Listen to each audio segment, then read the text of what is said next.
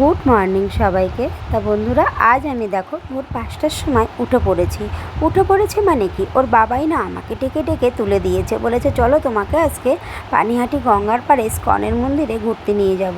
তা আমিও ভাবলাম যে 5টায় যখন উঠেই পড়েছি, আমি দিব্যি ওখান থেকে ঘুরে এসে আমি আমার কাজকর্ম করে আবার কাজেও যেতে পারবো।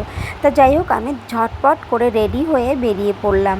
আর কি বলো তো বন্ধুরা, গঙ্গার পাড়ে কিন্তু আমি অনেক গেছি, আর গঙ্গা স্নান করতেও অনেকবার গেছি। আর ইস্কনের মন্দিরটায় না আমার কখনো যাওয়া হয়নি। বাড়ির পাশে, বেশি দূর কিন্তু না আমাদের বাড়ি থেকে, আর এই মন্দিরটাই আমার যাওয়া হয়নি। তা যাই হোক, দেখো বন্ধুরা, আমি চলেও আসলাম, মন্দিরের ভেতরে ঢুকছি এখন। আর কি বলো তো বন্ধুরা, মায়াপুর নবদ্বীপ না সবসময় যাওয়া হয় না, এই মন্দিরটায় মাঝে মধ্যে আসলে কিন্তু বন্ধ হয় না। তা যাই হোক, আমি কিন্তু মন্দিরের ভেতর ঢুকে আস্তে আস্তে করে আমি গঙ্গার পাড়ে চলে গেছি, আর গঙ্গার পাড়ে গিয়ে নেমেছি। আর কি হয়েছে বলো তো, সিঁড়িগুলো না এত স্লিপ, আমি নামতে গিয়ে এখানে ধপাস করে পড়েও গিয়েছিলাম। আর দেখো, আমি গঙ্গার পাড়ে যাই হোক পড়ে গিয়ে আবার তাড়াতাড়ি করে উঠে আমি আবার গঙ্গায় নেমে একটু জল ছিটিয়ে আমি আবার গুটি গুটি পায়ে ওপরের দিকে উঠেও এলাম। তা মন্দিরটা খুলতে বেশ একটু দেরি বলতে কি, আমরা তো খুব তাড়াতাড়ি চলে গেছি। মন্দিরটা 7:30টার সময় খোলে, তা আমরা অনেকটাই আগে চলে গেছি, তাই আমরা একটু অপেক্ষা করেছি। অপেক্ষা করতে করতে দেখি মন্দিরটা খুলে গেছে।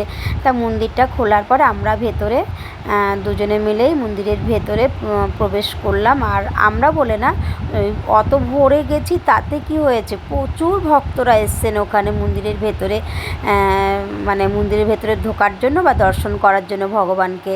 তা যাই হোক, এখানে দেখো সব মাতাজিরা প্রভুজিরা সব ওই ভগবানকে দর্শন করছেন, আর এখানে সব নাম কীর্তন করছেন, দীপ জ্বালাচ্ছেন। আমরাও দুজনে মিলেই কিন্তু ওখানে দীপ জ্বালিয়েছি, ভগবানকে দীপ দেখিয়েছি।